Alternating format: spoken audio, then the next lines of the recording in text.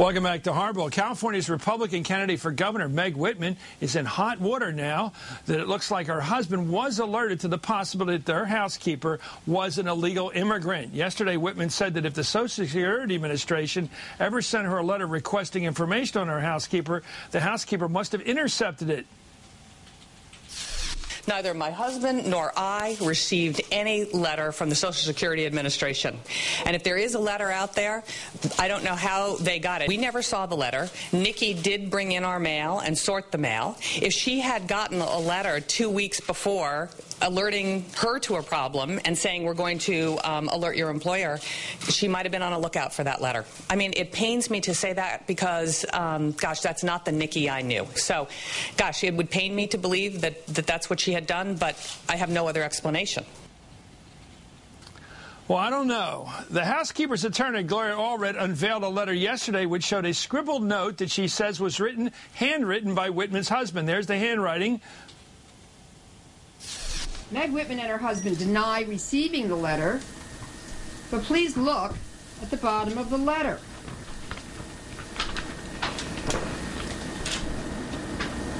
On it, Dr. Harsh has written, quote, "Nikki, please check this. Thanks," end quote. Nikki recognizes this as Dr. Harsh's writing, since he wrote her many notes. He wrote this on the letter and then gave it to Nikki. Well, the revelation prompted Whitman's husband then, Dr. Griff Harsh, to release a statement that reads in part, quote, "While I honestly do not recall receiving this letter as it was sent to me 7 years ago, I can say it is possible that I would have scratched a follow-up note on a letter like this." Well, did Meg Whitman knowingly employ an illegal immigrant? It looks like the family knew something was a problem. Chris Liz is with the Washington Post, and he's an MSNBC political analyst, and David Corn is the Washington bureau chief for Mother Jones. He's also a contributor to politicsdaily.com. I want to start with you, David Corn. I don't see any way this doesn't hurt Whitman because she's running as this knowledgeable businesswoman who's competent, got her affairs together, well organized, and here she is covering up for what looks to be a way to save money by hiring somebody in the country illegally, the usual game that so many people play in this country, and trying to deny the obvious fact that she was hiring this person illegally. Her husband made the marks on it. He's not denying it. That letter was from his. That statement was cleverly written. He's admitting he signed off on that letter. What do you make of this? It's hard to believe that if a couple had a housekeeper they liked and there was a problem, one spouse wouldn't tell the other at some point. May say, "I'm taking care of it, don't worry about it," but there'd be some knowledge passed. I mean, Meg Whitman has spent about $150 million so far, and she still hasn't really sold her story to the voters of California. So this, can't help, and maybe will distract from the next $150 million she's going to be spending on campaign ads. You have to ask Chris why, if she's a good Democrat, a good person, I should say, a compassionate person, why years ago, when she realized the person working for her, who she said she's affectionate toward, didn't peel off a few of those $150 million she has to spend to get her an immigration lawyer and help her out. Well, why was she so callous as to have her husband just sign a note saying, "Take care of this, Nikki"? I still think, Chris, that, well, let's say this. Meg Whitman is trying to turn it into a she said versus she said. I think you can argue, I think the note does not help. The husband coming out and saying, "Well, I may have written that," is not helpful. One thing you didn't mention in the context of California politics, Meg Whitman moved very hard to the right on illegal immigration during the primary to win the primary. She was supposed to win by a lot. It narrowed because she was being attacked on immigration. She moved to the right, which I do not think she wanted to do.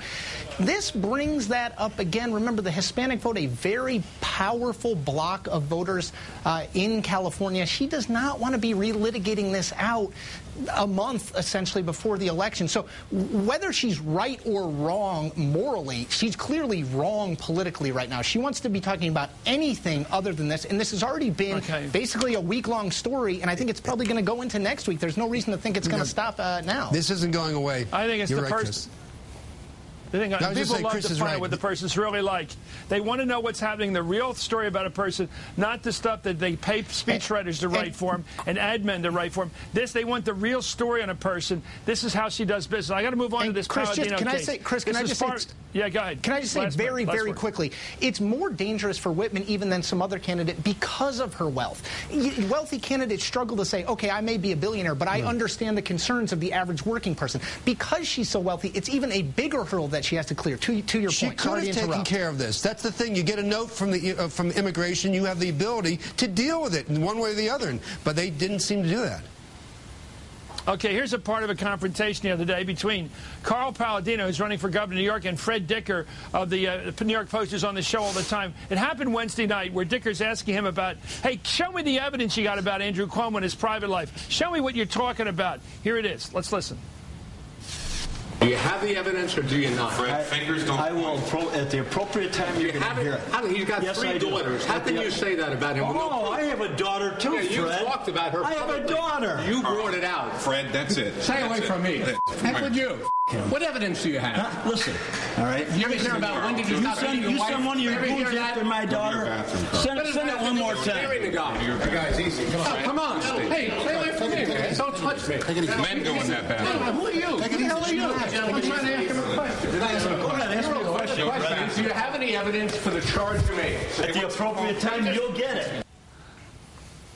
Do you like the body guys defending him there? The bruiser that came in. I don't know where these guys come from. Anyway, Palladino told today's Buffalo News that he's not accusing Cuomo of having extramarital affairs. He said, I'm sick and tired of people asking me if I've had affairs. I was talking to a reporter and said, why don't you ask Cuomo about this stuff? Anyway, he's denying that he's charging her with it, but this continues. He's still pushing the story. What do you make of this? That he's saying, I'm going to bring it out at an appropriate time. What is this appropriate time? Here's what Palladino said on Fox just a few hours ago when asked whether he had any proof of any misbehavior by Cuomo. Let's listen. We will, at the appropriate time, okay, say whatever we have in our box at the appropriate time, yes. So you're not backing off that allegation. It is, you do believe that Andrew Cuomo has had or did have extramarital affairs when he was married. What I believe and what is factual out there, we will, at the appropriate time, put out, yes.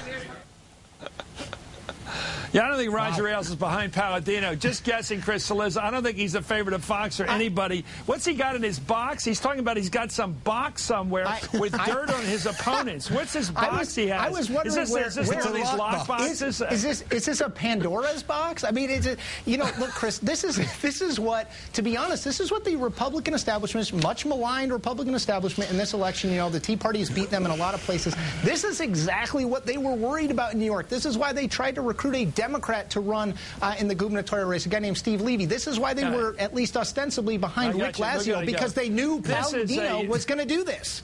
He's becoming the Joe Pesci candidate. Crowd. The Joe Pesci candidate. We'll pull back on that. That's your comment, Dave, not mine. Let me just say this. This guy's making charges and saying things like, I got some dirt in my box here. I'm going to release it at the appropriate time. What kind of talk is this? I'm going to take you out. I get some dirt on you in my box. You got to love New York politics, Chris. You got to love New York politics. Rough and tumble.